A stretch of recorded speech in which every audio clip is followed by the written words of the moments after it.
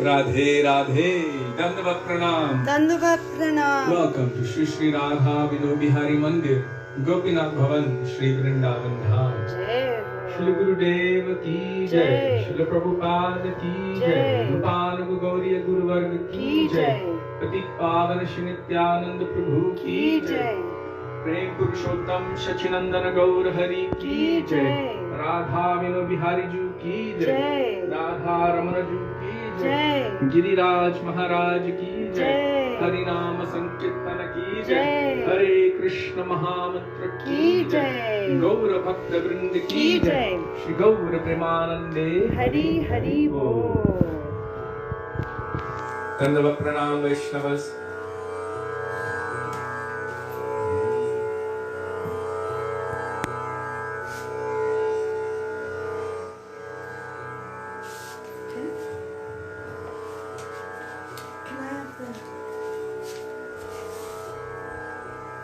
So we will begin with Mangalacharan, page 1 of this book, Shri Gauriya Kirti Guccha, Vandeham Shri Guru Shri Yuta Padakamalam.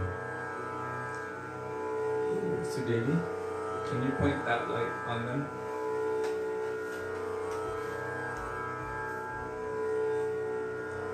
Thank you.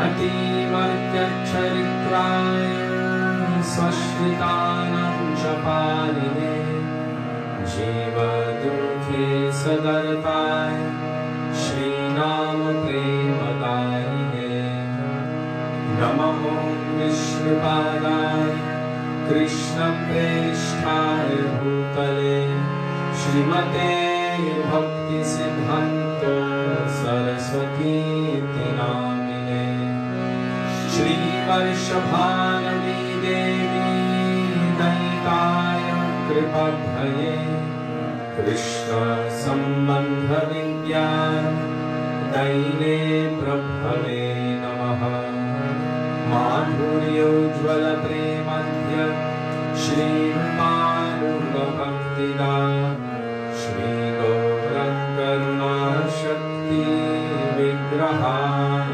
नमोऽस्तुते नमस्ते गौरवाणि श्रीमूर्तये दिनकारिणे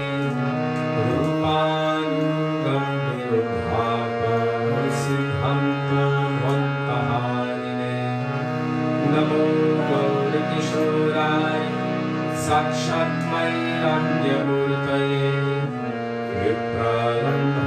विप्रलम्भारसम्बोधे तदम्बोधाय नमो भक्तिविनोदाय सच्चिदानन्दनामिने गौरशक्तिस्वरूपाय रूपानुगवराय ते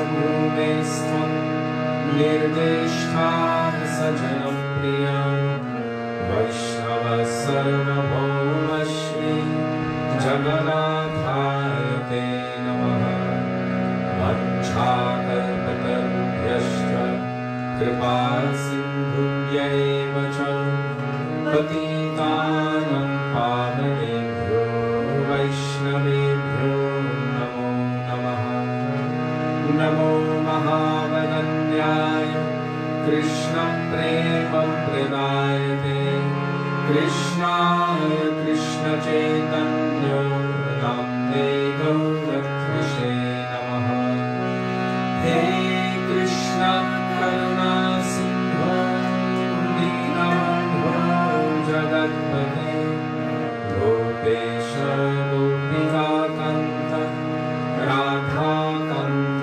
नमोऽस्तुते तप्तकञ्चन गौराङ्गी राधे वृन्दावनेश्वरी वृषभानुसुते देवी प्रणमामि हरिप्रिये जयतां सुरतो पन्तो मम मन्दं मतिर्गति मत्सर्वस्वत्पदम्बोजो राधामदनमोहनो दिव्यवृन्दारण्यकल्पद्रुमद श्रीमद्रत्नाकारसिंहासनस्थो श्री श्रीराधा श्रीलगोविन्ददेव प्रेष्ठादिभिः सेव्यमानो स्मरामि श्रीमन्द्रसरसारम्भी वंशिवताततस्थितः कर्षं वेणुस्वरगोपी गोपीनाथ श्रीस्तुनः वृन्दाय तुलसिये जय प्रियाय केशवस्य च कृष्णभक्तिप्रदे देवी सत्यवत्यै नमो नमः पञ्चतत्त्वात्मकं कृष्णं भक्तरूपस्वरूपकं भक्तावतारं भक्ताख्यं नमामि भक्तशक्तिकम् जय श्री कृष्ण चैतन्य प्रभु नित्यानंद श्री अद्वैत गदाधर श्रीवासदि गौर भक्तवृंद चेतोदर्पणमार्जनं भवमहागावग्निर्वापनं श्रेयकैरवचन्द्रिकावितरणं विद्यावधूजीवनम् आनन्दं बुद्धिवर्धनं प्रतिपदं पूर्णानन्दं Shvananam Sarvatma Snapanam Param Vijayate Shri Krishna Sankirtanam Hare Nam Hare Nam Hare Nam Eva Kevalam Karunaste Manaste Manaste Ratiranyata Hare Krishna Krishna Krishna Hare Hare Hare Ram Ram Ram Hare Hare.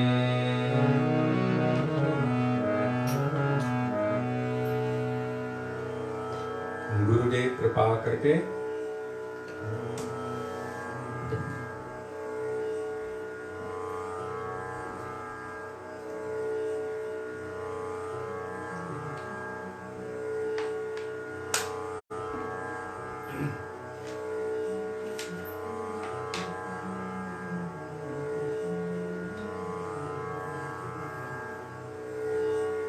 page 360 in this songbook. If you don't have a songbook, then Jiva Pavana Prabhu very mercifully and kindly posts the bhajans in the comment section of the thread. So just go to his most recent post and there you will find the bhajan along with translation and commentary. Thank you, Prabhu. Dandavat Pranam. Dandavat Pranam. And to all Vaishnavas. Pranam all Vaishnavas.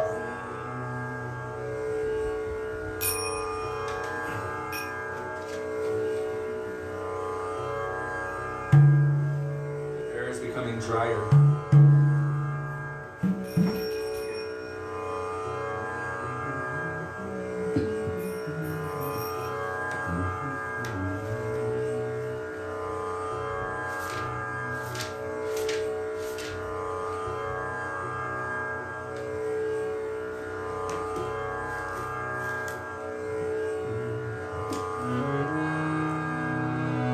Gurudev Kripa Kare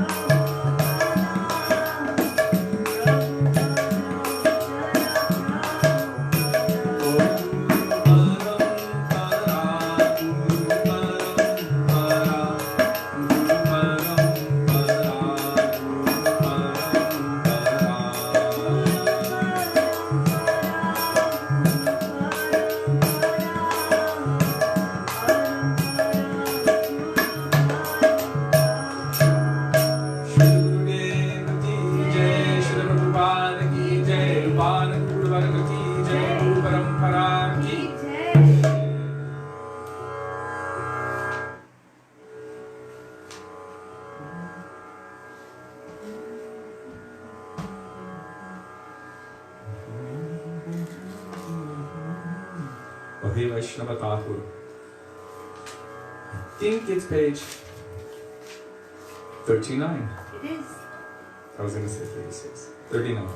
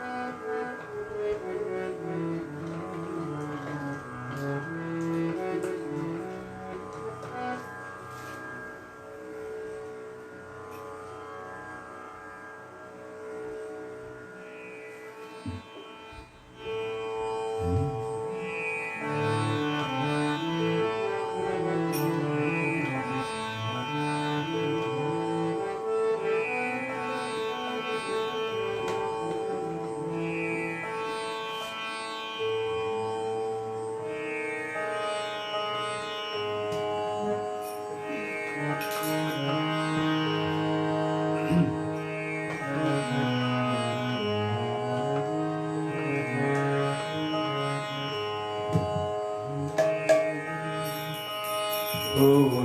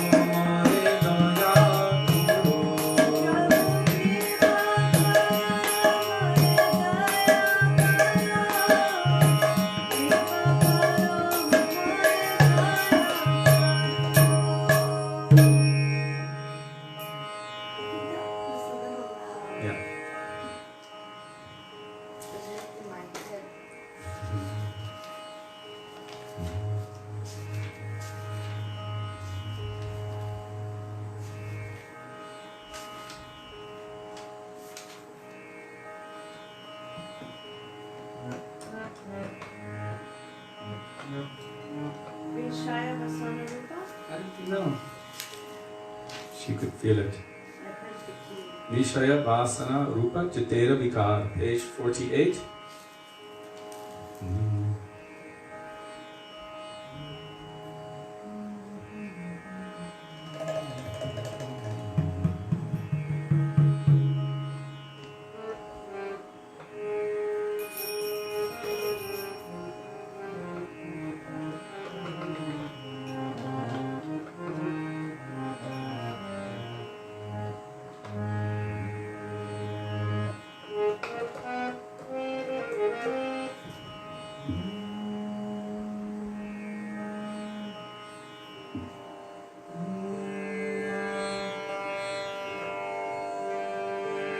Vishaya Vasana Rupa Chitero Vikar Amara Hridoye Bhogo Oreyaniva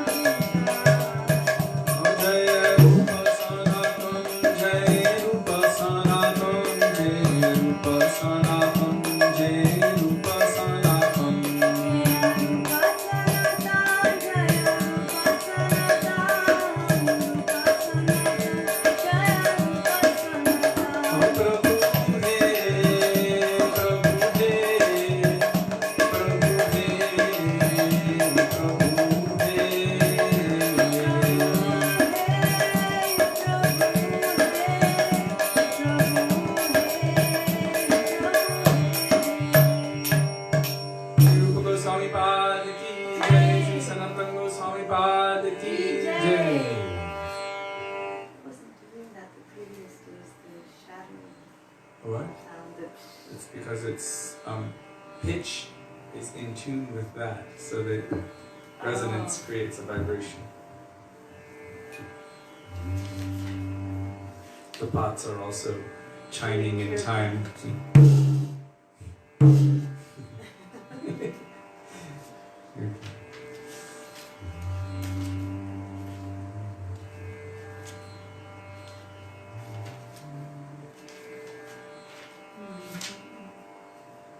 Hitai Pada Kamala Koti Chandra Shushitala Jai Chayai Jagata Jurai, page 58. And if you don't have a songbook, just scroll to the most recent post of Jiva Pavana Prabhu, and there you will find the bhajan. And Nectar, he posted something about, I think, what is it? Nectar of Instruction, I believe. Something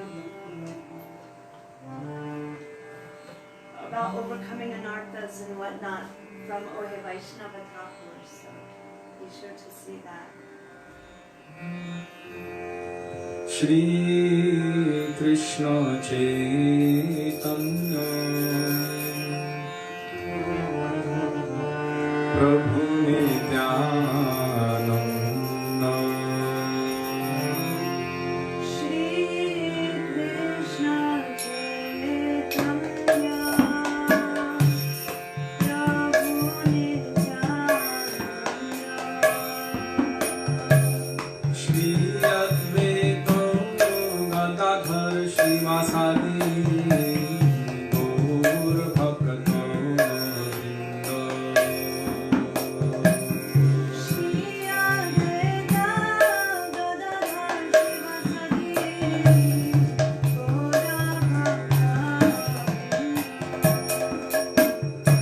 Ponitai Pada Kamala Koti Chandra Shushitala Jai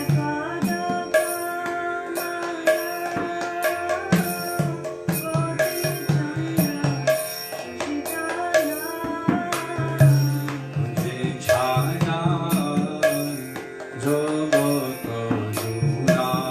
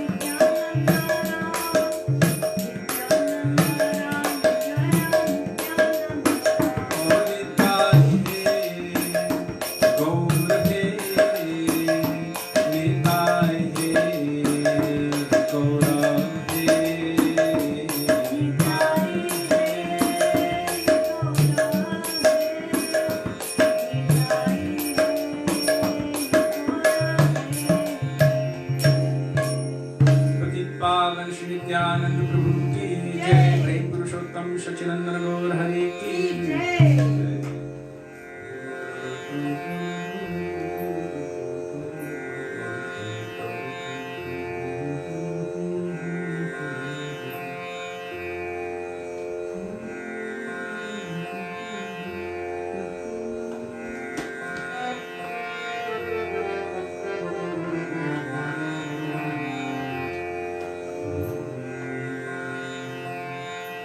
सुंदर लाला सचल दुलाला नाचत श्री हरि कीर्तन में.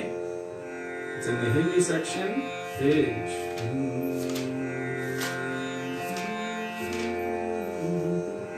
361.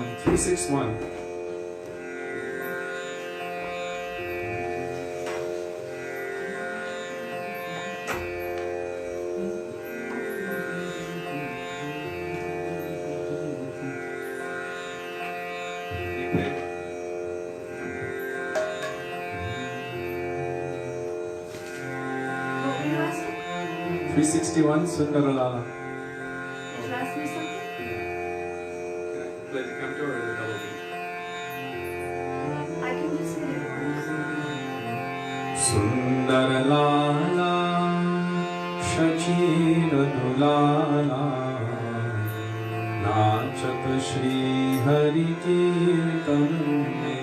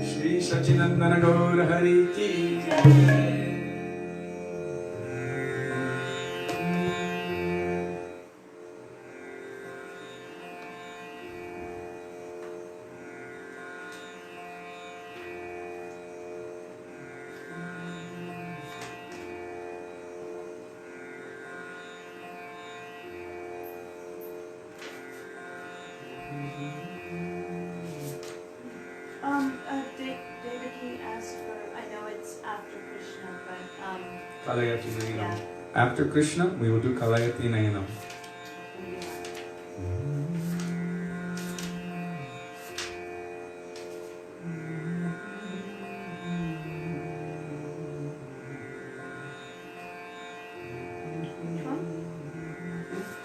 I'm just looking, 1 second.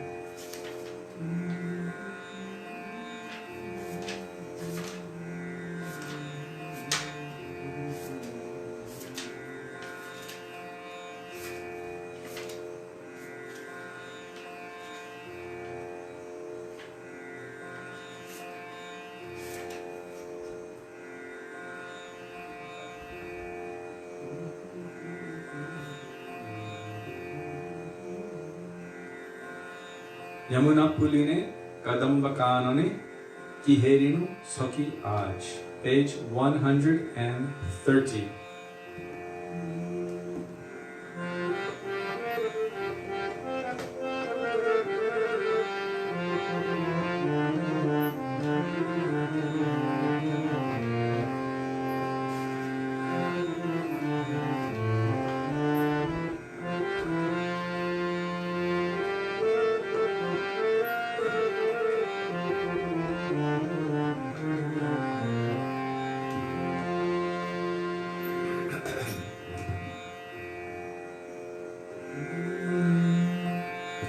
Yamuna पुलिने कदम्ब कानने किहेरिनु सखी आज.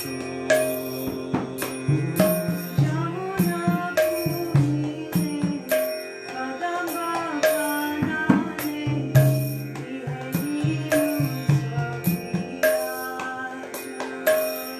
O Yamuna पुलिने कदम्ब कानने किहेरिनु सखी आज.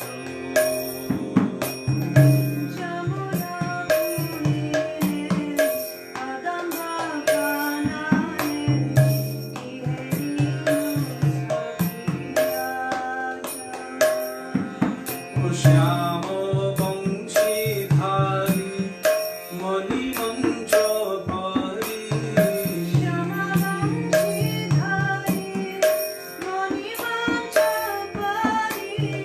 करे लीला रसराज.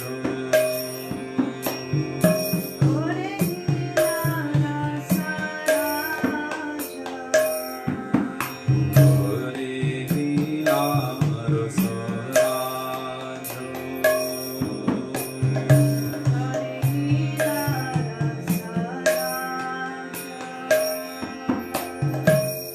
कृष्ण प्रेमी सुधा प्रसवन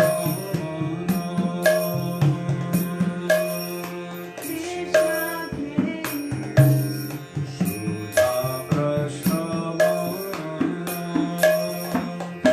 अष्टदल परी श्री राधा श्री हरि अष्टदल परी Shri Radha Shri Hari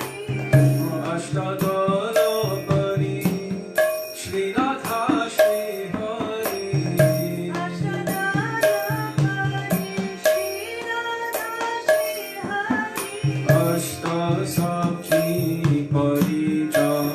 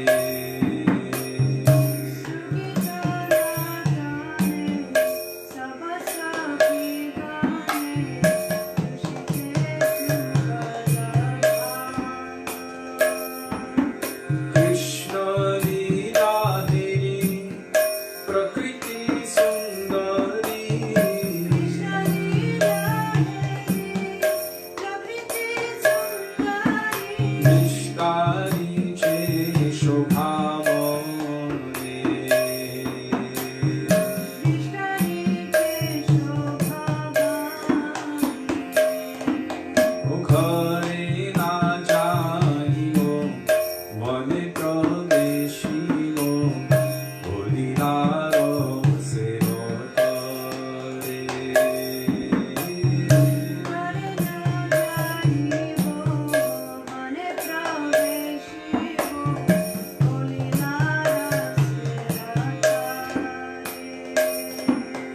Jaji Kuloraj Bhaj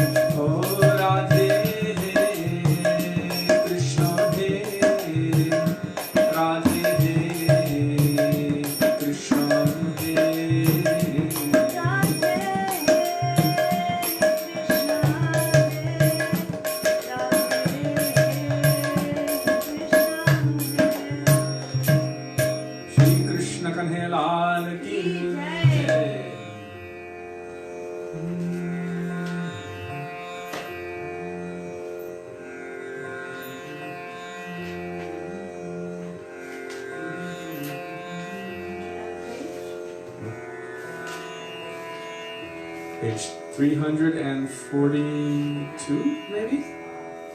Let's see. Yes. Okay.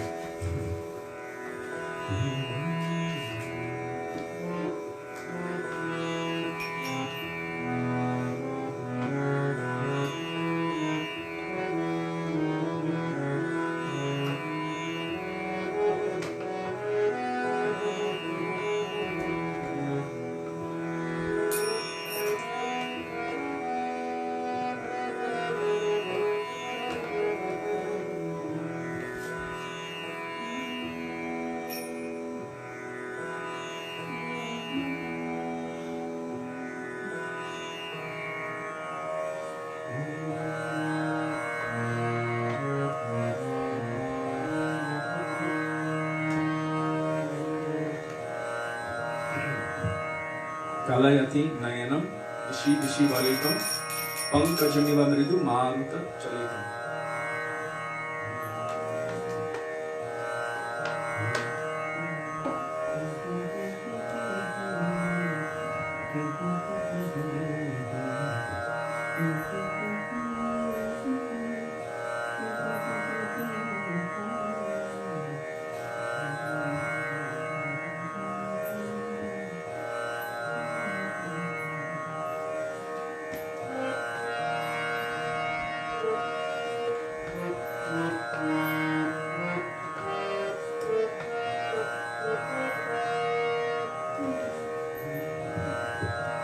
Kalayati nayanam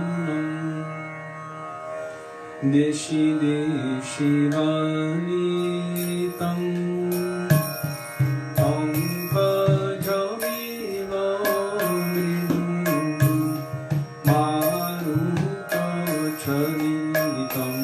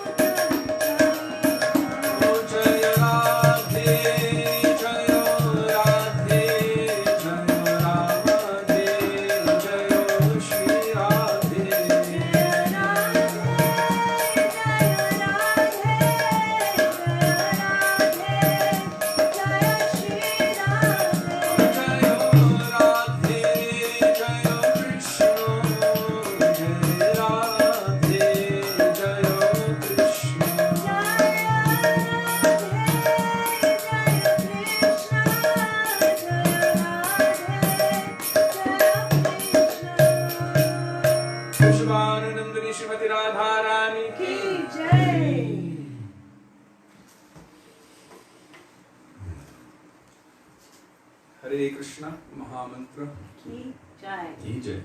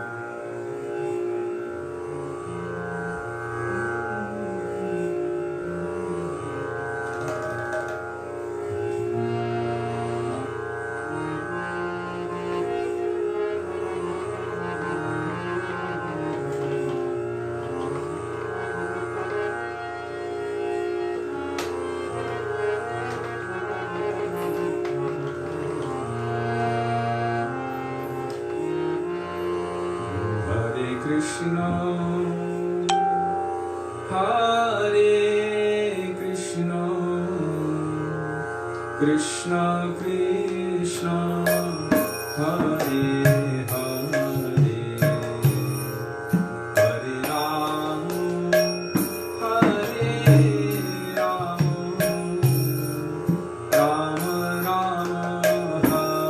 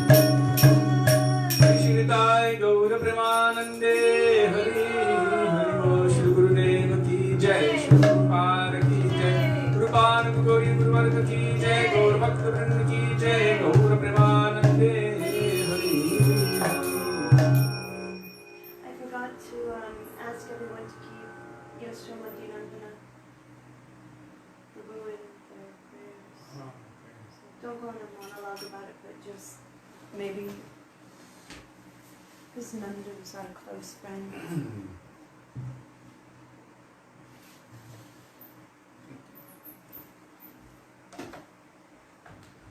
So, the father of one of our close friends, who I went to Gurukul with, Nandu, most people know him as Nandu. He was born on Janmashtami, so he was named Nandu. He's the son of Yashomati Nandana Prabhu, disciple of Srila Prabhupada. So his father is in intensive care in Ahmedabad, Gujarat. And so we're just asking for prayers for him that he may rapidly heal, but he's not doing so well at the moment. So, Hare Krishna.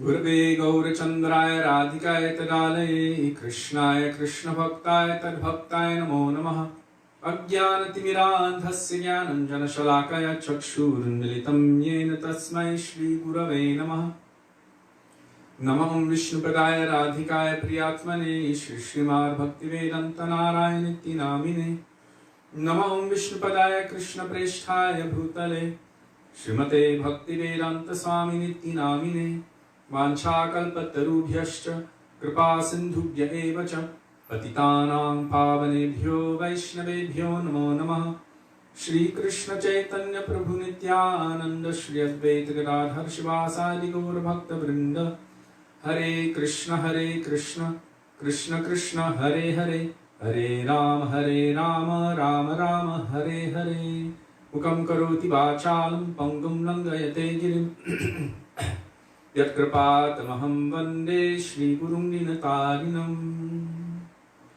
First of all, I offer my Danda Pranam thousands of times in the dust of the lotus feet of our beloved Gurudev. Nitya Lila Pravishta Om Vishnupad Astottara Shata Shri Srimad Shri Bhaktivedanta Narayan Goswami Maharaj. In the same thousands of Danda Pranam in the dust of the lotus feet of Nitya Lila Pravishta Om Vishnupad Astottara Shata Shri Srimad Shri Bhaktivedanta Swami Shri Prabhupada, and to all of our Rupanuga, Gaudiya, Guru Varga, and to all Vaishnavas past, present and future, including all of you who are present with us today, I offer my Dandavat Pranam. Dandavat Pranam, dear Vaishnavas, Radhe Radhe. I think it's the chemical smell that's coming through from the burning. But I moved, okay. Okay, maybe it'll be better like that.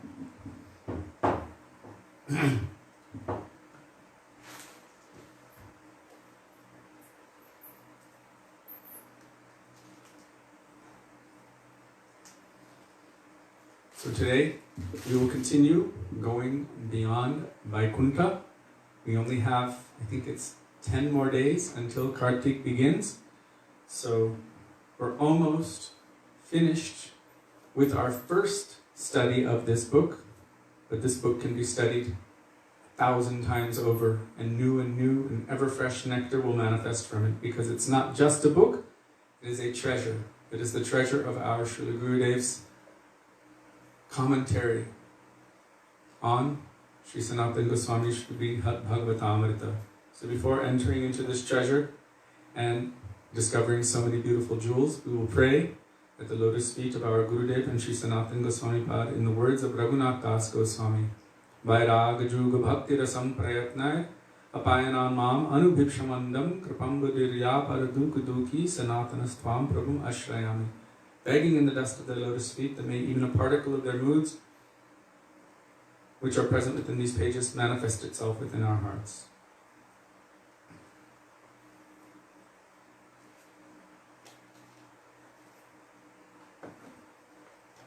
So yesterday, or the day before, yesterday we received the great opportunity to remember the beautiful life and pastimes instructions of Srila Bhakti Pramod Puri Goswami Maharaj. The day before, Srila Gurudev was paraphrasing Sri Sanatan Goswamipada. Actually, he was paraphrasing Narada Muni, who was speaking to Gopakumar, and Srila Gurudev was adding commentary.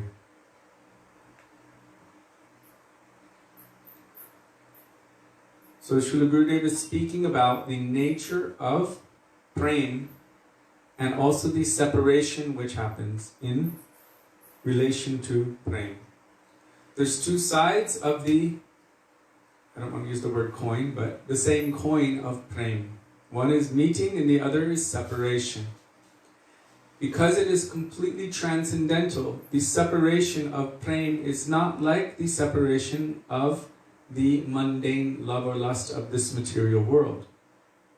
Srila Gurudev and our Guru Varga have explained that the vipralamba bhav, or the feeling of intense separation in the transcendent realm, the realm of prema, the realm of divine love for the eternal beloved of all souls, who is Krishna.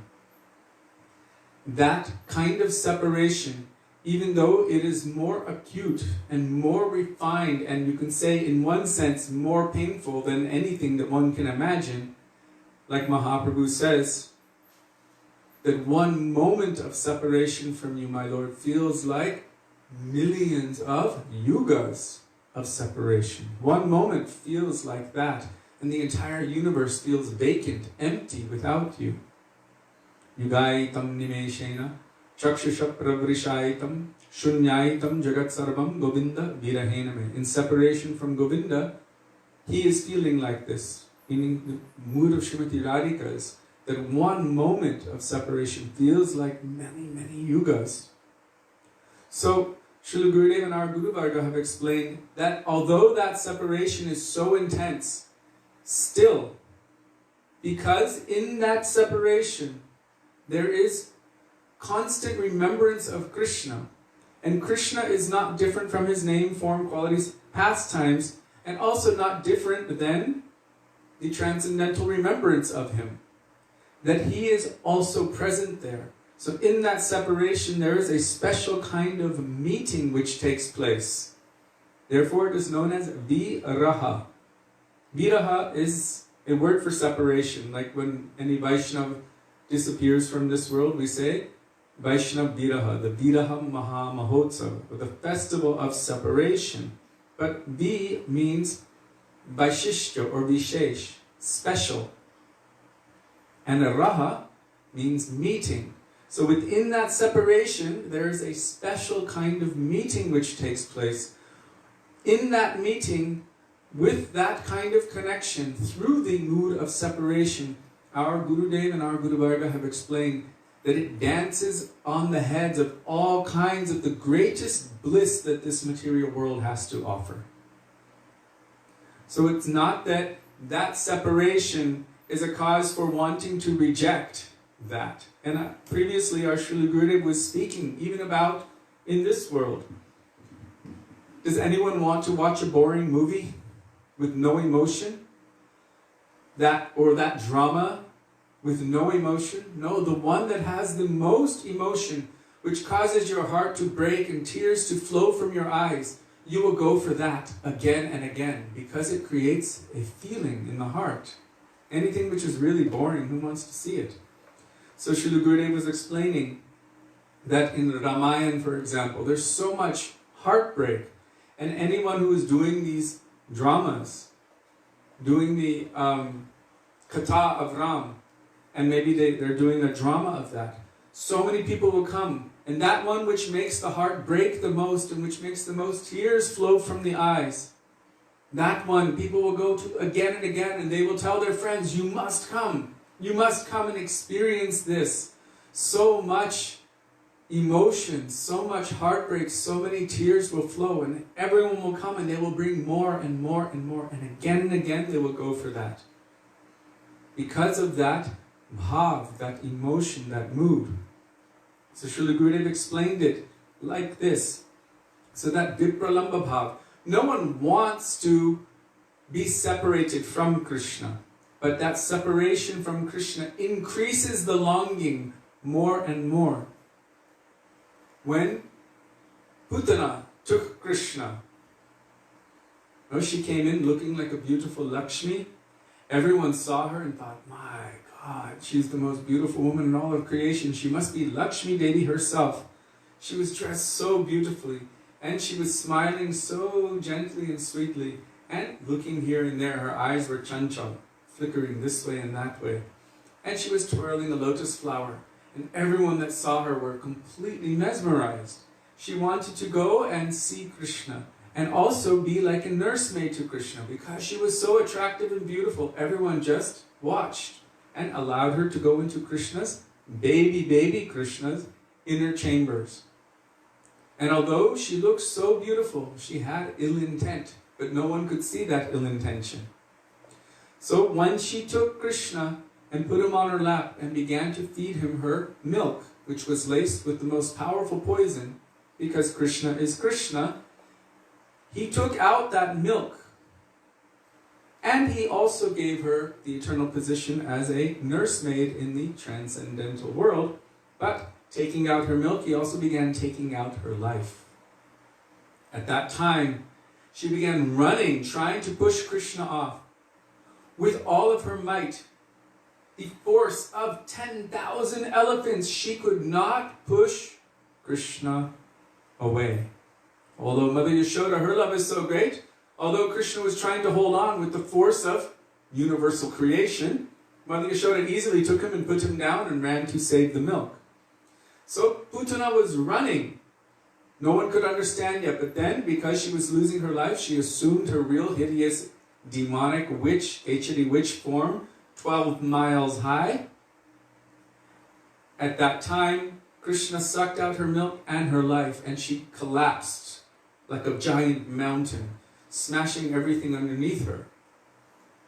Mother Yashoda was so afraid that she just stayed in her room, completely in shock. She couldn't even go. She didn't want to see. She didn't want to know. That happens here also in Vrindavan. We know that as monkeys are jumping from roof to roof or tree to tree, not so many trees on this side, but anyhow, roof to roof, if they drop their baby, they don't want to go back and look. They don't want to see. They kind of leave it because it's just too shocking for them. They can't handle that. Mother Yashoda was frozen, completely stunned, in shock. This witch just took my son and just became this massive form and collapsed and destroyed everything. I don't even want to know. She was so in shock. But then when they discovered that Krishna was playing upon her breast like a giant mountain, and he was okay, but she had passed away, then they brought him. They somehow were able to get up and take Krishna, and they brought him to his mother. And from that reunion created such a sweetness that was even millions of times more than the meeting that was there before. So through the Vipralambha Bhav, through the meetings of separation, through the experience of separation, there is this viraha, special meeting which takes place, and then when that real meeting takes place, it is enhanced millions and millions of times, which produces pleasure not only for Krishna but also for his devotees. So Srila Gurudev explained that no devotee wants to see Radha and Krishna separated, but anyhow, by the arrangement of Yoga Maya, there is separation, and that separation only increases the pleasure of meeting. All of the Brajabasis, especially, the Gopis, Radha's Swapaksha and her Manjaris, they only want to see Jai Jai Radha Krishna Jugala Milan. No one wants to separate them. This is not the mood of anyone, but anyhow, this separation is there to create this play of Leela. The whole plane of Leela takes place in this separation, the tension which occurs in separation mood. Remember, it is not mundane, it is not material, it is transcendental. So Srila Gurudev is telling, a devotee has to go through this intense separation to reach Krishna. Now we've heard that Chaitanya Mahaprabhu opened a crying school. Srila Gaur Govinda Maharaj also opened a crying school. So did all of our Guru Varga. So did our Srila Gurudev. It is like the unhappiness of this world multiplied millions of times. And a devotee will have to feel that many times. Still, he will not be able to express it in words. Bhagavan himself is not able to express it. Whoever is experiencing it will be unable to express it in words. Think about it from a perspective that we may be familiar with. When one falls in love with someone of this world and they're feeling separation from that person, or maybe that person breaks your heart, that feeling of utter desperation. But that is only a temporary relationship based on this current body for this current time and who knows how long. And even the love that a parent has for her child, it's only in this life. This body related to that body. But the soul has an eternal, intrinsic, natural, inherent connection, relationship, potential with its eternal beloved Krishna. Gurudev said, Guru is more than millions of mothers of this world. Srila Gurudev explained that Krishna has millions of times more separation from us than we are even feeling from him. So if you could multiply any experience of separation that we have in this world, which is based on the temporary relationship, very, very temporary relationship of this world, and multiply that into eternity, because that relationship that the jiva has with Krishna is eternal, then that feeling of separation and that feeling of attachment would also be multiplied infinitely or millions of times more. So Gurudev is explaining here, it is like the unhappiness of this world multiplied millions of times. And a devotee will have to feel that many times. This is also part of a test for us. What is the qualification for serving Krishna intimately? He wants exclusivity. Praying by its nature is that even if there is every reason for it to break, every reason, not only will it not break, but it will continue to increase more and more forever. In this material world, the relationships are not like that. You feel, oh, this is my soulmate. But if your soulmate starts going out with a different soulmate, your soulmate is no longer your soulmate. Your soulmate becomes your enemy. Right? It's just the way it is here. In this material world. That person that you've sworn your allegiance to, you are my love forever and ever and ever and ever. Boom, they become attracted to someone else. Boom, rejection. Hate, spite, anger, frustration, burning, poison in the heart. All of these emotions start manifesting inside. Complete consummation, consumed and obsessed with this frustration and anger and bitterness. But prema is not like that. Prema is that, oh, if it makes you happy, or if anyone else can make you happy, my beloved, then I will gladly push you to them or them to you. Because my only concern is for your happiness, your love, your affection, your benefit. That is why the mood of the Kinkaris, the dasis of Srimati Radhika, is so special. Raghunath Das Goswami is saying, he's telling Srimati Radhika, Sakyayate namanamostu namostu nityam. Again and again, I am offering pranam to the position as your Sakhi. Sakhis meet with Krishna. But the dasis of Radhika, they don't want any lesser thing, Srila Gurudev would say. They don't want any lesser thing. Dasyayate mama rasostu rasostu satyam. The only desire I have is that I may serve you and I might assist you in your meeting with Krishna. So they have no selfishness at all in terms of personal meeting with Krishna. They are in love with Radha and Krishna's love. Jai Jai Radha Krishna Jugala Milan. They're in love with Radha and Krishna's love. So Srila Prabhupada, and I've told it so many times before, but I'm going to reaffirm it, has written that our mood is how to push Radharani to Krishna. This is their mood. They don't want anything for themselves, only to give Krishna that thing which he likes the most. And what does he like the most? Sudevi? Radharani. So push toward him what he likes the most.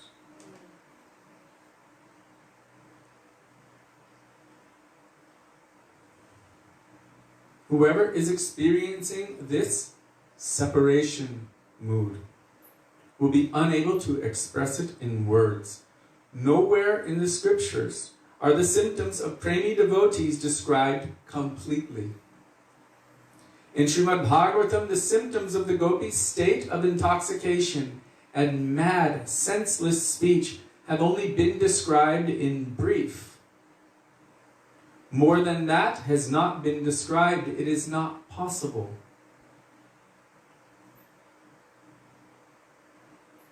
Srila Gurudev already mentioned, if you try, you cannot. You cannot describe that thing which is actually, truly indescribable. Even Srimati Radhika said, you cannot describe it. It is beyond words. The only way to understand it is through experience.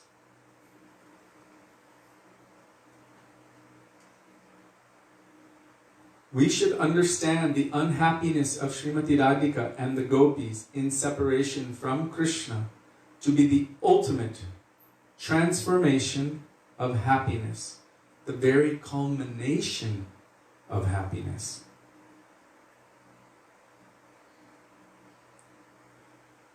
So this is quite interesting. Gurudev is saying it is like the unhappiness of this world multiplied millions of times. So anything that you've experienced, the worst unhappiness we've experienced, multiply that by millions of times, even then we cannot fathom the feeling, the depths of the separation of Srimati Radhika and the gopis for Krishna. But Gurudev here is saying we should understand that their unhappiness in separation from Krishna is the ultimate transformation of happiness, the very culmination of happiness. So that's the difference of this world and the transcendental realm. Because everything there is actually made of Ananda. In Sat Chit Ananda, there is no misery. So the separation mood is only a transformation of that meeting or that bliss. In there's that feeling, that expression, but yet it dances upon the heads of the best kinds of bliss that one can ever find in this world. And yet, it is more painful than millions and millions of the worst kind of painful separation that one may experience in this world. So it's quite a conundrum. For example, when it is very hot, what I find funny here is that Srila Gurudev is trying to explain it, but he's saying it can't be explained. Narada Muni is trying to explain it. Our Shastras try to explain it. The Gopis try to explain it. All of the Vaishnavas try to explain it. So I'm just going to stick with what they're trying to explain, although they're saying that it won't really be able to be fully explained. When it is very hot and a few drops of rain begin to fall, it is very pleasant. When the month of Kartik is starting and it begins to cool off, we like that very much. In the last 2 days, the temperature has just changed dramatically. It has gone from hot and humid heat to cool and not very humid. It's very pleasant now. So coolness is welcome. But too much coldness, too much cold is unpleasant, such as when it freezes overnight and ice forms. But although cool and heat are complete opposites, it is an astonishing thing that when one takes a piece of ice in his hand, it feels as if it is burning. This burning sensation is the ultimate transformation of cold. Very nice. I'm sure most of you have experienced that. If you put something extremely cold in your hand, it begins to burn. And we know that it's cold, but still you're feeling burning sensation.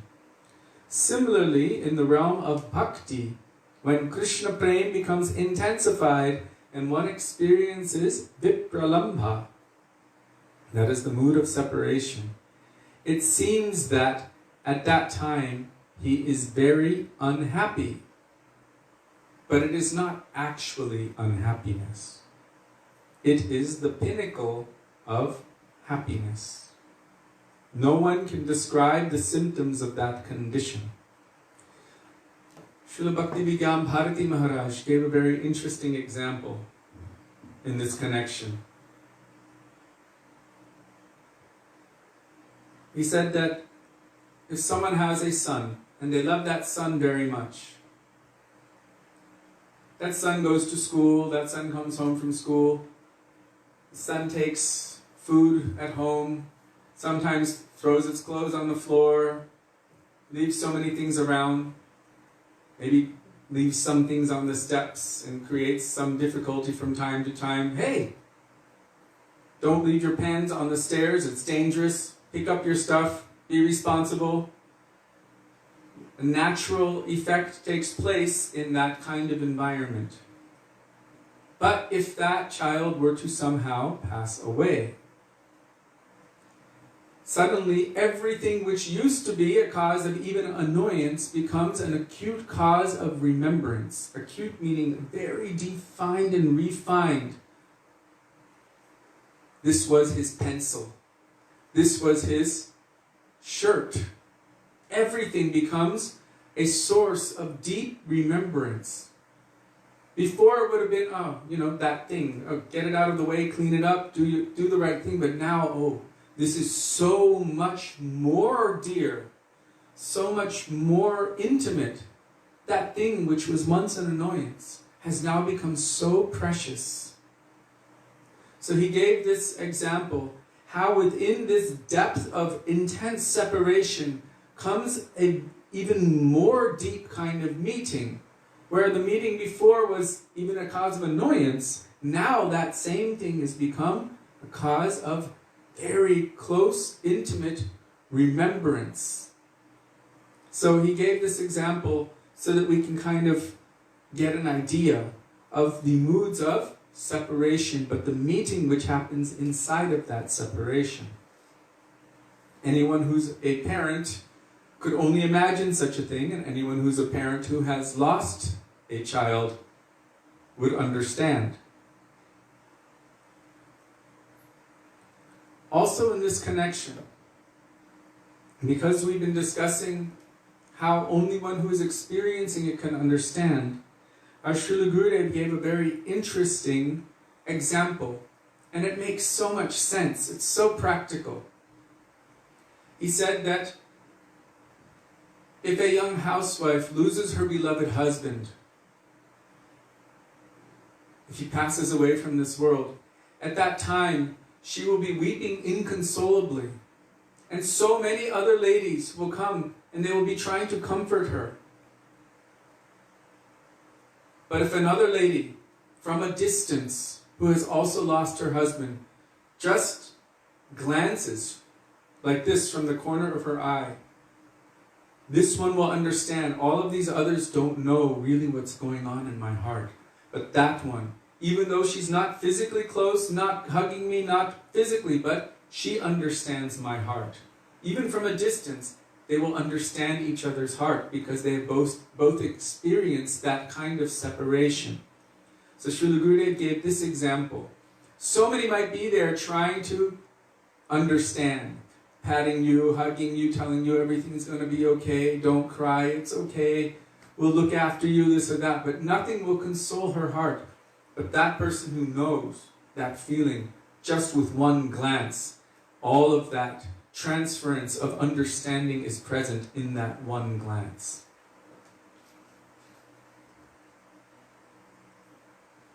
So Srila Gurudev is saying,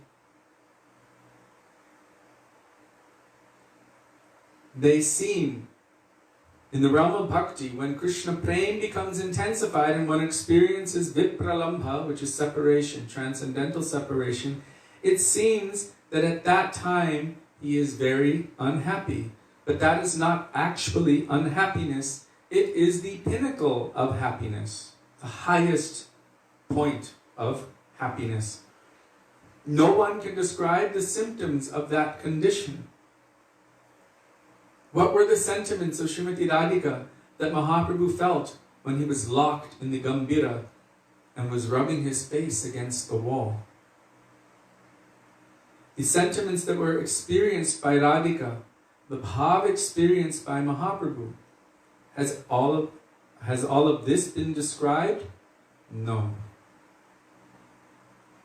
It is said that Krishna desired to taste what Srimati Radhika is experiencing upon loving Krishna, seeing how great her love is, trying to understand what she's experiencing. Radha bhava dyuti sivalitam nomi Krishna swarupam. It's Krishna inside but covered with the bhav, the mood and the complexion of Srimati Radhika. Srila Gurudev explained that Srimati Radhika herself, actually Param Gurudev Bhakti Pragyan Keshav Goswami Maharaja explained it, and I didn't know it was going to come up today, but I had this very strong feeling of singing this Radha Vinobihari Tattvashtakam. Radha Chintaniveshena Yasya Kantir Vilopita Shri Krishna Charanam Vande Radha Alingita Vigraham. Krishna so absorbed, deeply absorbed in thinking about Srimati Radhika, meditating on her. Radha Chinta Niveshena.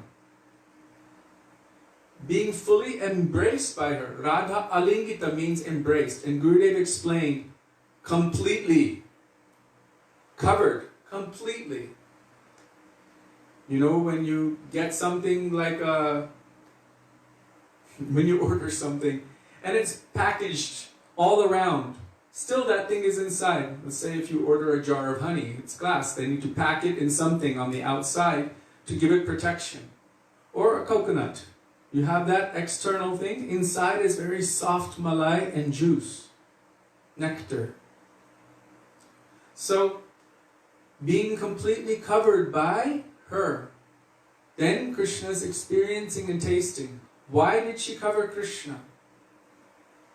Because her mood is that she would rather die 1,000,000 deaths than even one drop of perspiration of difficulty come to him. So he wants to experience her moods, but she knows that his feet are so soft, his body is so soft, she doesn't want any difficulty to come to him. So in essence, she is protecting him from that, completely covering him, so that he can experience something, but she knows that he cannot handle what she's experiencing. So she's in essence caring for him and protecting him by embracing him fully with her own form. Radha Chinta Niveshena Yasya Kantir Vilopita.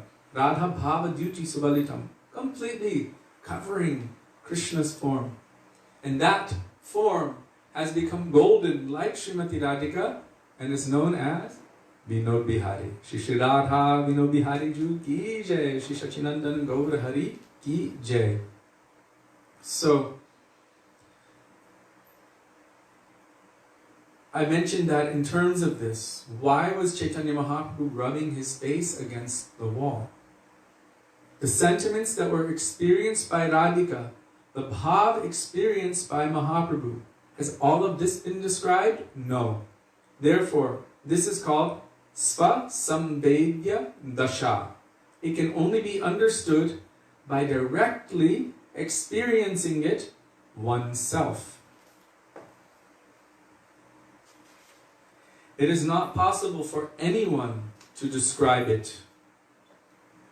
We cannot tell anyone about what divine bliss, what ananda has come within us as a result of meeting Krishna.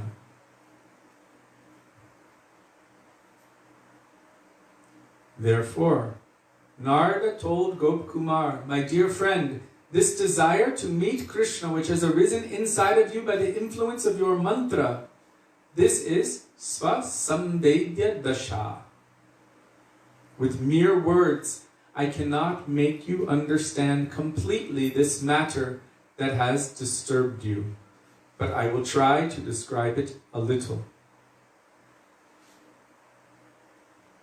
So this desire for Gopkumar to meet Krishna must have come to such an intense stage that he's feeling this desperate separation and longing for Krishna in such a way that Narada Muni is telling him, this is svas samvedya dasha. It cannot really be described. It can only be understood by direct experience. The nature of prema is like that. That desire for the prema of your internal identity, your svarup, can never be fulfilled here.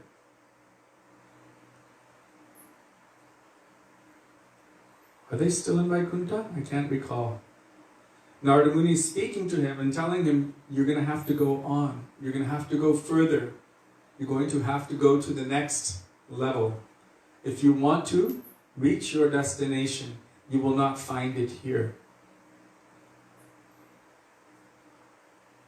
That Svarup is in Sakya Bhav, and beyond that, Sakya Bhav means the mood of a cowherd boy, friend of Krishna in Vrindavan. And beyond that, pure Vishrambha, or intimate Sakya Bhav. So there's many different layers of Sakya Bhav, different depths of mood. But Vishrambha means with deep intimacy, like a worldly friend. Someone you can completely relax with, be completely open with, and no feelings of awe and reverence or anything like that. How the cowherd boys, they can wrestle with Krishna and they're not thinking he's God, they're thinking he's my best friend and I'm going to beat him. And they do. They flip him and throw him in the dust and jump on top of him, and he tries to whittle his way out of it.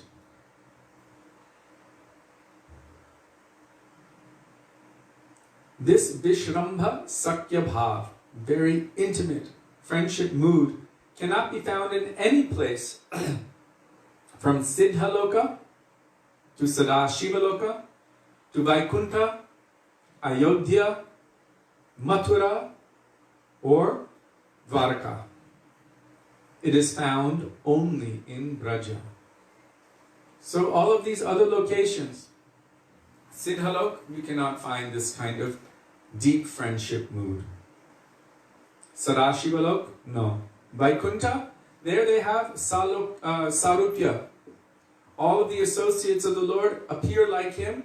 They have knowledge of his supremacy. They have Shantaras, means some kind of neutral relationship to him. And they are all kind of, in essence, enjoying being in his company, but not from a mood of deep intimacy. In Ayodhya, there's more. There's Vatsalya Bhav, but this means parental mood. Dasharath Maharaj, Kaikeyi, Kaushalya, Sumitra, so many. They see Ram as he's growing up. And of course, he has his brothers and his friends, so there's some Sakya. But all understand and know that he is Bhagavan. They know it. They understand it. So because of this, as we read in Sri Chaitanya Charitamrita, that the Supreme Lord is saying that love which is, how do you say? Not controlled, but which is saturated with the knowledge of my greatness and opulence, cannot control me or capture my heart. But the love of the Brajabasis, even the chastising words of my friends or my gopis, oh, this completely captivates my heart. That love which is saturated with knowledge of my opulence. So our Srila Gurudev used to say that yes, Srila Prabhupada came and told us that Krishna is the Supreme Personality of Godhead. And this is necessary to know as we're developing in our sadhana. But one day we will have to forget that if we want to enter into the mood of the Brajabasis' love and affection for Krishna. This Vishrambha, this deep intimacy mood with Krishna in Sakya Bhav, Vatsalya Bhav, Madhurya Bhav, like this, Gopi Bhav. In all of these moods in Vrindavan, we will have to forget that Krishna is God. If we're thinking Krishna is God, then we're not in Braja Bhav. In Vrindavan, they don't know, they don't care. All they know is they love him. I'm quoting Srila Prabhupada himself in his purport to Jai Radha Madhava. They're not concerned with whether he's God or not, or maybe some demigod. They've heard something like, oh, in his astrology chart it says that sometimes Narayan's potency may act through him. So they're like, ah, cool, that's interesting. Even he might show some forearm form or something, and they're like, woo, really good, okay, let's go and play.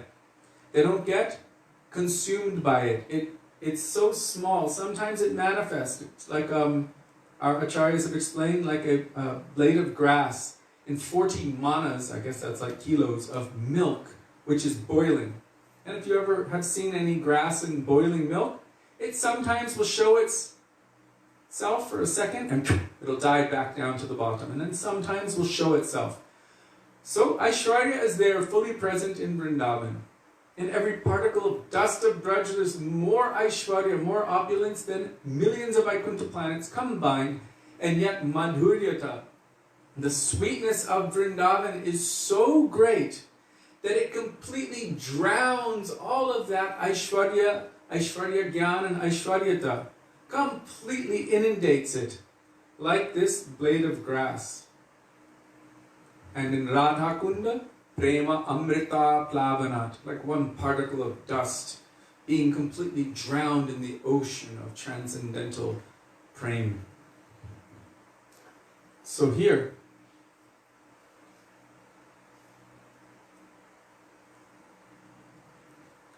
right, we were talking about Vaikuntha. In Ayodhya there's something.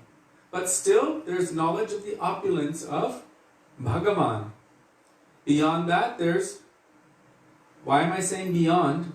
It's dependent on the depth of relationship with intimacy. This is rasa vichar, the conception of rasa and the depth of relationship, and that depends on how much intimacy there is. To the extent that one forgets about the opulence, the awesomeness of God in their relationship with God, to the extent that one forgets that and only engages in a relationship of love and intimacy, that is the basis of rasa vichar, or the conception of superior rasa. Well, I'm using this term superior only in terms of the depth of love, affection, and relationship by which this Aishwarya Gyan is completely covered. That is the basis of how to judge something on the perspective of rasa, from rasa vichar. That's how Chaitanya Mahaprabhu was able to convince the family of Gopal Bhatta Goswami, Trimal Bhatta, Vyankata Bhatta, because he said, Lakshmi Devi is doing prayers to enter into Krishna's Rasalila pastimes in Vrindavan. It's something that she cannot attain. So that must be a superior in terms of rasa. In terms of tattva, yes, it might all be, in one sense, the same. Because Bhagavan is Bhagavan is Bhagavan. But in terms of rasa vichar, that's how you can differentiate between the different aspects or forms of Bhagavan. And in terms of the nature of the relationship between Bhagavan and his devotees. So whenever any kind of question comes up, then we look at it from both perspectives. From tattva, means the foundational truth of the thing, and rasa, what kind of play, what kind of pastimes dance upon that foundation. So both of these will give a balanced perspective. If we're only looking from one perspective, we will not have the full thing. And if we're only looking from the other one, we also won't understand the full thing. So from both perspectives, then we can have a balanced understanding. But one day, just like riding a bike, you won't have to think about, now I have to pedal left, now I have to pedal right, now I have to balance. You won't have to think about that anymore. Everything will come naturally and spontaneously. You can even let go with your hands and just let yourself go. And you will just be gliding along without even thinking about it, spontaneously. This is what attracts Krishna. And this is what Mahaprabhu came to awaken in this world. Prem ras niryash korite ashvadan rag marga bhakti loke korite pracharan. What did Chaitanya Mahaprabhu come to do? One, he's Krishna coming to taste prema rasa, the nectar of what it is like to love Krishna from the perspective of Srimati Radhika. This is prem ras niryash korite ashvadan, tasting that. And the other hand, giving to the whole world. What? Raga marga bhakti loke korite pracharam. Loke korite pracharam. What he's preaching to the whole world? Raga marga bhakti. This is what Chaitanya Mahaprabhu wanted to give to the world. Awaken this mood of spontaneous loving affection to Krishna, like the Brajabasis have for Krishna. But specifically in our Srila Gurudev, very succinctly established this point. Who is he and what is he tasting? He is Krishna tasting the moods of... Chaitanya Mahaprabhu is Krishna tasting the moods of... Are you waiting for me to say it? No, I'm waiting for anyone to type it. Okay. Come on. Alright, first one gets a burfie.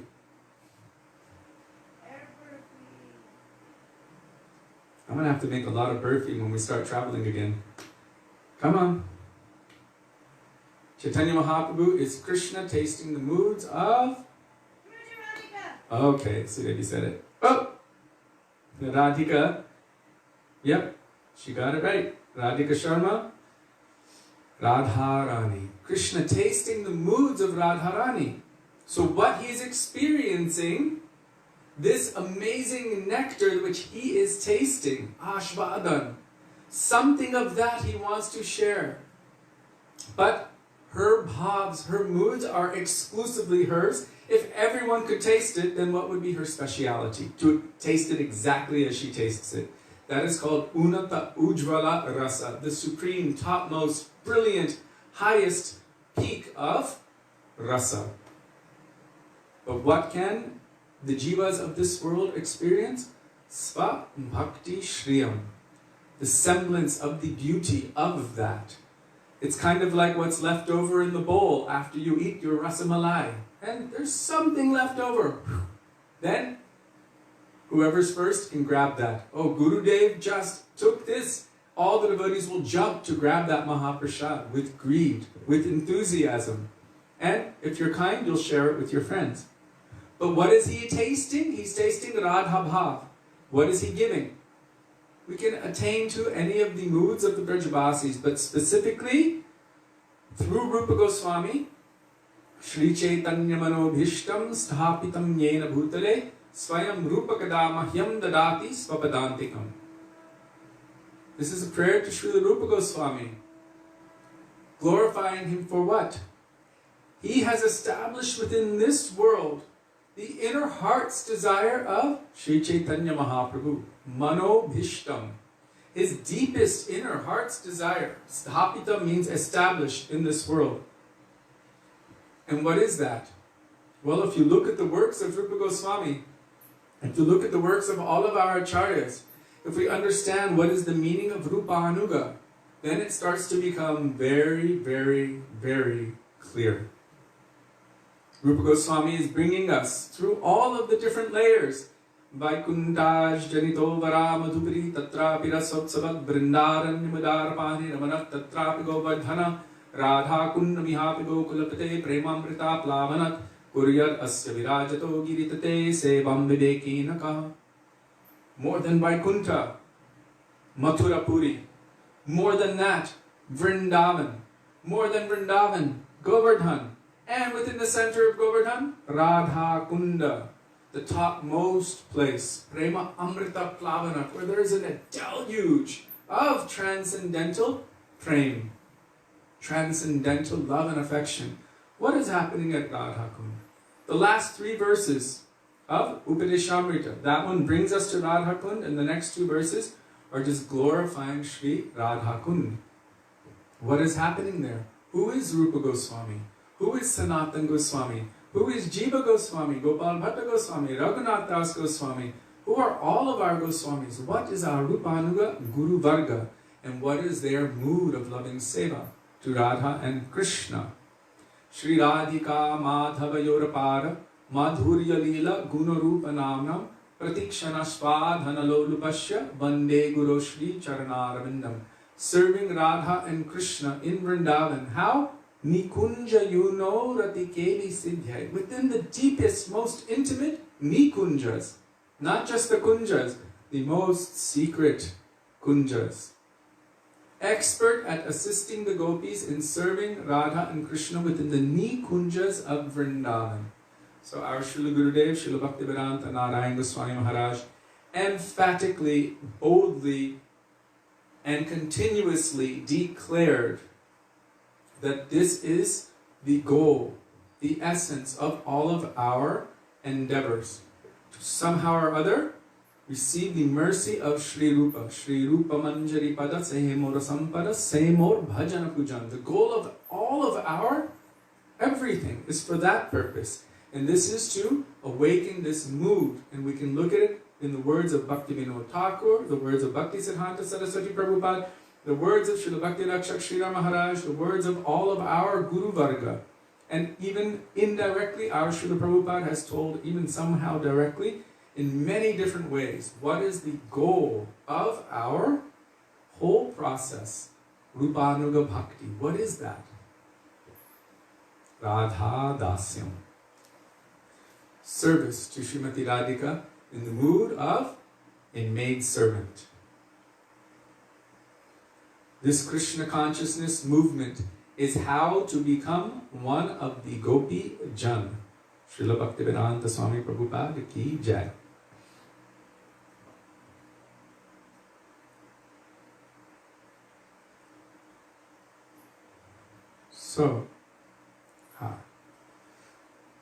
So beyond Vaikuntha, beyond Ayodhya, beyond Mathura, because there also Vasudeva and Devaki were offering prayers to Krishna when he appeared as a 16-year-old beautiful youth in the prison of Kamsa. He wasn't born like an ordinary baby in Mathura, but from the womb of Yashoda, he took birth like an ordinary child at the same time. And this is also mentioned in Srimad Bhagavatam. We've described that quite deeply previously. So more than Mathura, more than Dwarka. Dwarka also, Krishna is seen there with 4 arms. All are offering prayers to him. Bande Krishna Jagat Gurum.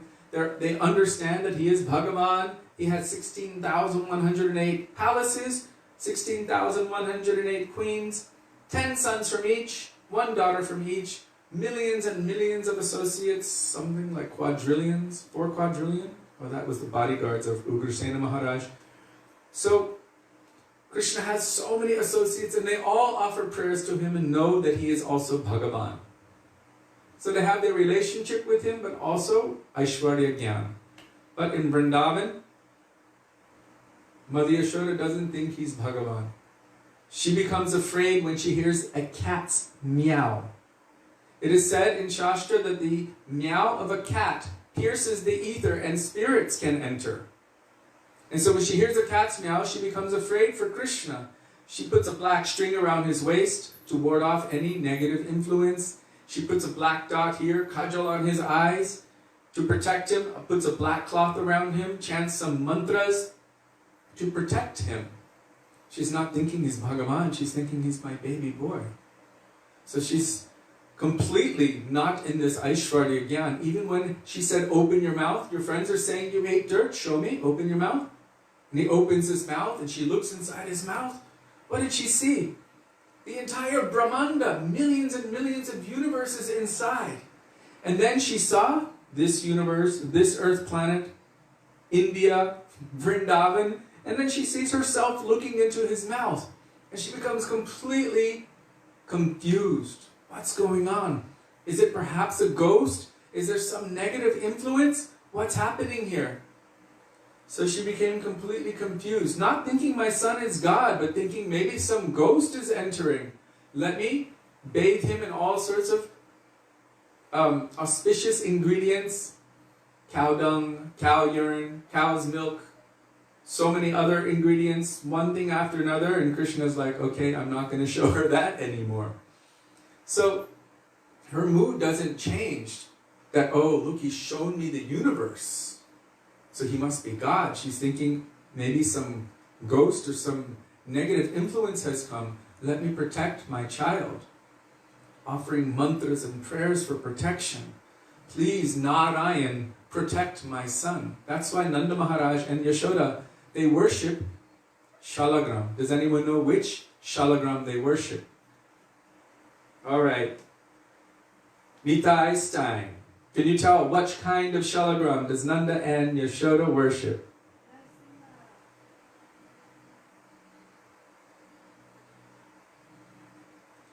5, 4, 3, 2, 1. Anyone? Oh, Sudevi saying it. Narasingha Shalagram. Why? Lord Nrsimhadev is the protector of young children. He protected Prahlad from the greatest demon that ever lived. So they're worshipping Narasingha Shalagram. For what purpose? They understand that he is Bhagavan, that he is Narayan. For what purpose? Please protect our son. They're not thinking he's God. They're thinking he's our dearest beloved son. The cowherd boys are not thinking he's God. They're thinking, hey, close your eyes, open your mouth. My mom sent something special today. And then they put a chili in his mouth. They said it's pakora or anything. They put chili in his mouth or a dandelion flower, and Krishna, like this. And then everyone is laughing and clapping. They have these kinds of sweet moods. The gopis, they're not thinking he's God.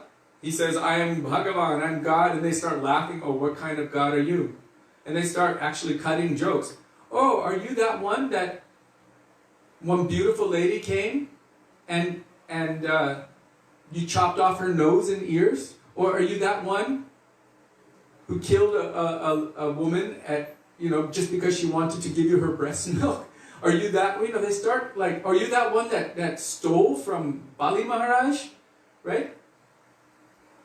You asked for only 3 steps of land, and then you cheated him and took everything? And they'll actually cut. They'll give very cutting remarks to him. But they don't think, oh, you are Bhagavan. They have such a beautiful, sweet, intimate, human-like relationship with him, not thinking he is Bhagavan. Only love and affection.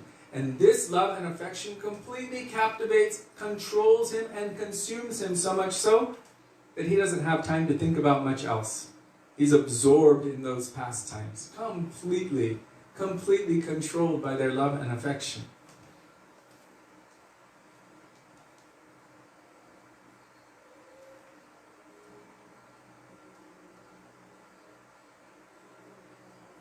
So, only in Vrindavan, Gurudev is saying, these moods, this Vishramba Sakya Bhav, also Vishramba Vatsalya Bhav, Vishramba Madhurya Bhav, is only found in Braj.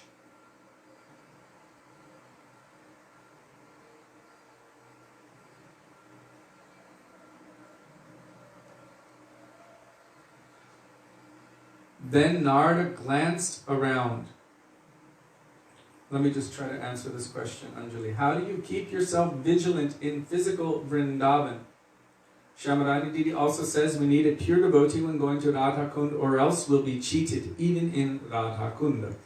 Actually, we should always be under the guidance of a pure devotee in Braj when we're going anywhere. Not that we're going anywhere as a tourist looking around, oh, this, that, looking around. But one should be under the guidance of the pure devotee and hear their Harikatha. As they tell it, then we should see it. Not seeing through our own material eyes, as I did when I was 9 years old. I had only received from Prabhupada's books, from Krishna book, what Vrindavan was like and what Yamuna was like. So when I was 9 years old, up until then, my vision of Vrindavan was Yamuna's sand is made of the most valuable gemstones. Lotus flowers are floating in her waters. The trees on her banks are so heavy and laden with fruit, they're falling over, offering their fruits. Peacocks and parrots everywhere. Now, mind you, there was a lot more trees back then when I was 9, and Parikrama Marg was just the softest dust, and it was so much different back then. But even then, when I came physically, then, instead of seeing through the eyes of Shastra and seeing through the words of the spiritual master, I began seeing through these material eyes. And someone was telling me, that's Yamuna. And I said, no, it's not. I know what Yamuna looks like. That's not Yamuna. I was saying, like, no, how can that be Yamuna? It looked like some runoff to me. That's what it looked like to me. So it is important and essential to be under the guidance of pure Vaishnavas. When we go with them to any of these places and they tell that Harikatha of that place, they will impress, make a samskar, a deep impression of the pastimes which are occurring and which have occurred in these places into our hearts, so that when we see them, instead of looking at it from our own mundane perspective, we will see it with the eyes of, at least with the eyes of faith in the love that Guru has for Krishna. At least starting from there. And from that Shraddha, gradually it can grow up to Prem. Now, our Srila Gurudev has brought us to so many of these locations personally, and he has told us what pastimes have happened in these places. So to go to them and remember the teachings and the words of Sri Guru, this is also being under guidance. In the same way that our Gurudev would sometimes go through, let's say, Manashiksha. He went through in 2 days. And he said, now that you understand the proper mood, now you can go home to your private place and you can dive into that transcendental treasure and relish all of the jewels that are in there. So this is also being under guidance. Shastriya Sadhu Sangha. So how does one remain vigilant? Yes, Gurudev, our Gurudev did allow us to go in Radha Kund, but it wasn't as a playful thing. Even Kusum Sarovar or anywhere, very, very respectfully, with the utmost respect. Some acharyas, they don't let their disciples go. But our Gurudev was very careful how we would go, with what mood, how we should pray. Even to this day, I don't think I've gone inside Radha Kund for many, many years. I go there, I touch Radha Kund to my head, and we offer prayers and glorify Sri Radha Kund. But this is one way to remain vigilant, is to always try to see that our Gurudev is here, or here next to me. And how will I respect this dham? How will I respect this place? How will I view it? I should view it through the eyes of Shastra or the eyes of the pure devotee. Then I can have some respect, some honor. Otherwise, it's very easy if we're just independent or not loyal to veer off into the path of oblivion and we can easily make so many aparads, dhamma aparads. So it's imperative that we always hold the teachings, the instruction of our Gurudev and our Guru Varga close to our heart, and then we can move along that path. So then Narada glanced around. Oh, we're almost done actually. So then Narada glanced around. Lakshmi Devi was nowhere near. Now Narada is speaking to Gopakumar. Narada is telling him secrets within Vaikuntha. Telling him this is really not your place. You're not going to find what you're looking for here. But I can't say it out loud because everyone will think that this is crazy. In Vaikuntha, it's perfect for them because that's their eternal nature. All of the associates of Srimad Narayan and Vaikuntha think, this is it. This is perfection. Why would you want to look anywhere else or go anywhere else? All of the associates of Rama and Ayodhya feel the same way. All of the associates of Krishna and Dwarka also feel the same way. And in Mathura also, they feel the same way. And in Vrindavan, they also feel the same way. Our Srila Gurudev said, even an insect, if that is its eternal constitutional position in relationship with Krishna, why would it want to be anything else? That is what it is. So the residents of Vaikuntha are thinking, this is perfection. So Narada can't say it out loud. Gopakumar cannot express his heart out loud. They will laugh at him. They will mock him. They will, what's your problem? This is perfection. So Srila Gurudev has already spoken about this previously. So Lakshmi Devi was nowhere near. And no other eternal associates of Narayan were around. So no one was listening to this conversation. So, question will come. If no one was listening to this conversation, how do we have it? We have this conversation because the pure devotees are known as Trikalagya. They can see all phases of time and they can also see absolute. Meaning they're actually in touch with the truth, the absolute truth, 24 hours a day. That is the real meaning of sadhu, who is in touch with sat, 24 hours a day. So they're able to witness all of the pastimes of Krishna, or any pastime that they want to witness at any time. Srila Bhaktivedanta Maharaja explains that that's why sometimes there's some variation on the leelas as they're told. Either that they're coming in a cyclical way within this universe.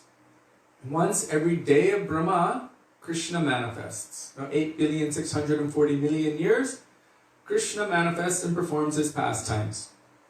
And so sometimes they're telling one pastime which happened this time, or from the time before, or the time before. And in Srimad Bhagavatam, when you read the Katha of Sri Varahadev, there actually it's blending 3 or 4 different Varaha Kathas. And you can read that in Srila Prabhupada's purports. He's explaining this. That some of these things happened in many different kalpas, but kalpas are days of Brahma, but somehow it's been put together in one story. But because the pure devotees are telling it like that, they're seeing it as they're speaking it. So Srila Bhaktivedanta Maharaj said, sometimes there may be some variation in the lila. The tattva is always established, but the lila might have some variation. Why? Because the pure devotee, as he's speaking, or as she's speaking about the glories of Krishna, they are accessing Krishna's pastimes in whatever universe it's happening now. If you've ever heard Shyamrani Didi's one class, she said she started with one class which opened up into a bigger one and more involved and deeper. It's the one that she first heard from Srila Prabhupada. In the first universe, when Krishna takes birth, at the same time, in the second in the second universe, in the second, and in the third second, in the third universe, in the fourth second, in the fourth universe, which means Krishna's pastimes are always going on, not only within this, you can say, material realm, within the material universes, but also in aprakat, in the transcendental realm. And the pure devotee has access to all of it. So sometimes there might be some variation in their presentation, where one will see that Radhika took birth in Raval, and another will see that Radhika manifested from a 1,000-petaled golden lotus flower in Vrishabhanukund. So we can find so many different ways in which we can say Kalpabhed. Govardhan was brought here by Hanuman in one kalpa. Govardhan was brought here by Pulastya Rishi in a different kalpa. So this is all reconcilable if we can understand this principle. So they have access to all time. They're able to witness the pastimes of Krishna.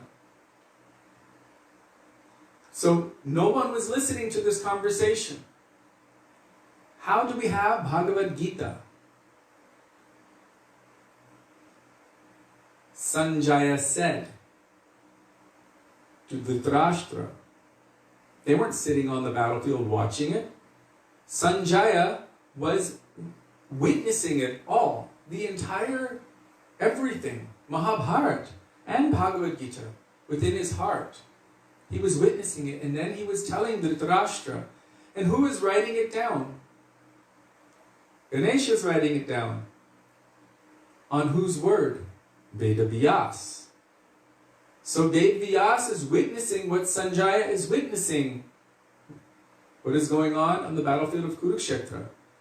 Vishwanath Chakravarti Thakur is able to tap into the thought processes or the consciousness of individuals. Why did Krishna say this? Why did Sudama say this? What were they thinking? So they're actually able to access all time because they are not bound by the material limitations of this world. They are living in absolute, transcendental eternity. I don't want to call it time. Reality. And therefore they have instantaneous access to all of it. This is something quite amazing. So Sanatan Goswami is witnessing within his heart in a state of samadhi. Same happened with Srimad Bhagavatam. Vyasadeva witnessed all of it in samadhi. Equal consciousness with the absolute transcendental reality. Sanatan Goswami is witnessing this transcendental reality, and thereby he's able to deliver it to us, although no one was listening physically to this conversation. Is someone with a particular sentiment hears the words of someone with a higher sentiment, they will say something like, "Oh, he's blaspheming our Lord. Therefore, not everyone should hear such talks." That is why Nard checked to ensure that no servant or friend of Lakshmi or Garuda or anyone else was nearby. Because Nard knew they couldn't understand it or accept it, and they might even think, oh, that's offensive. Then, after looking, he began speaking again. So now it's getting late, and we've only got a couple pages left. Literally 1.5, 2, 3, 4, 5, a total of 6 pages in 10 days we will complete. Because here, the subject matter changes, so I don't want to continue from there. But this point is so amazing. Point is so amazing that the pure devotees can have access. And you see, even our own Gurudev, every single year during Kartik month, in the beginning he would speak on Sri Damodarashtakam. For the first 2 weeks that we were always here in Vrindavan, he would speak on Sri Damodarashtakam. And every single year without fail, he would be so excited as he was speaking on this pastime, Damodar Lila. And every single year, and all of his disciples confirm it, for the last 50 years, those who have been with him for that long, they would say, he would always reveal something. So most of it you would find in Shastra. Very rarely he would say, it has not been written, but anyhow I will tell. Very rarely. I've heard him say that once or twice, maybe 2 or 3 times. But very small little detail, something that we might not have caught. And I've heard from different other acharyas also, some little detail, a very small detail. Oh, that helps to clarify and make me understand something more of this pastime. Certain little things, just little things, but he would reveal certain nuances. Every year something else would manifest, and he would be so excited as he was speaking on it, as if he had never seen it or spoken about it before. He becomes so excited, his eyes would get wide. It was almost like he was salivating at the experience. How tasty was this beautiful pastime. He would be so animated and so full of energy and laughing and weeping as he was telling us this beautiful pastime of Damodar Lila. So for him, he was experiencing it in its reality, ever fresh. This is the nature of Krishna's pastimes. From our perspective, we might go like, oh yeah, I know. I remember years ago, we were speaking about Bhaktivedanta Thakur, and someone said, oh, I've already heard about Bhaktivedanta Thakur. And we were like, okay, well, I guess you don't need to hear about him anymore. You know Bhaktivedanta Thakur. Oh yeah, we've heard about Krishna. Yeah, I read Govardhan Lila. I don't need to hear it anymore. If we are actually progressing, if we're making an honest endeavor to progress, and that means to go deeper and deeper into the moods of loving devotion for Krishna, those kathas will become more and more tasteful and will reveal newer and deeper meanings.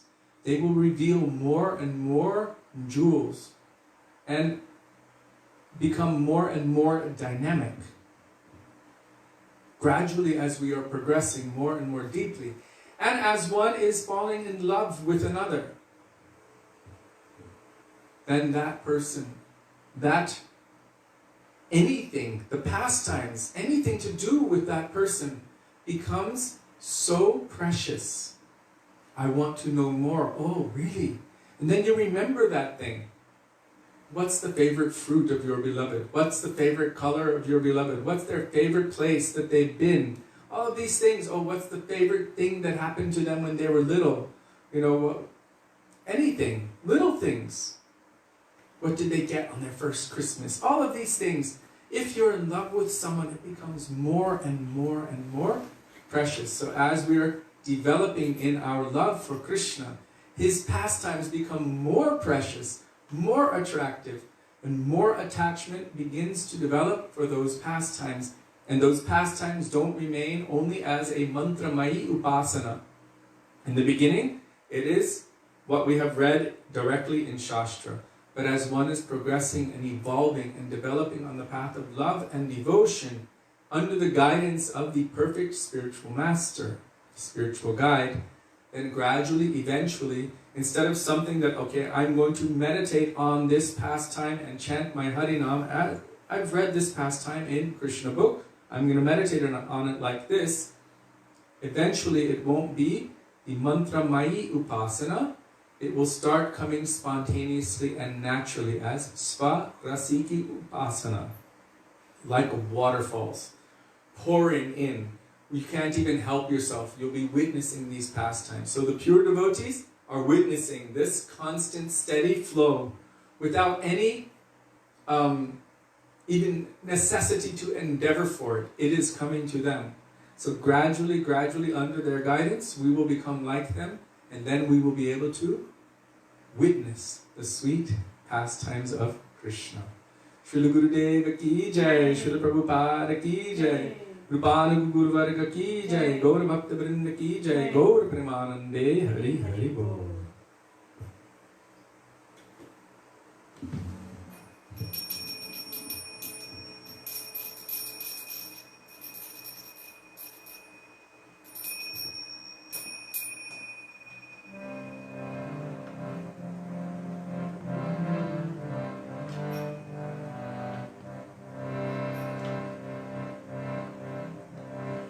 Please, as we sing this last Mahamantra, just remember Yashamati Nandan Prabhu, our friend Nandu's father, who's in intensive care right now with coronavirus.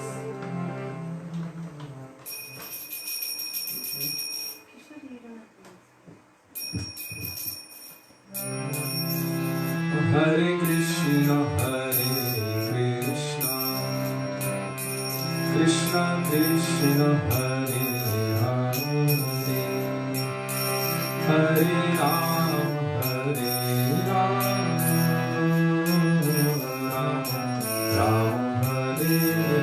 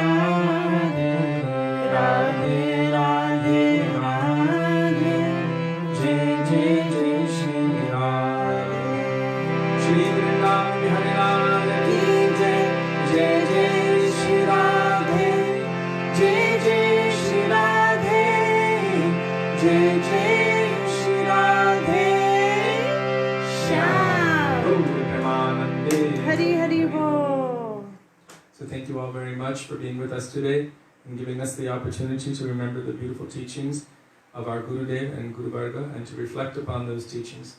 Also, we are very indebted to all of you for engaging us in our Guru Seva, which is our life and soul.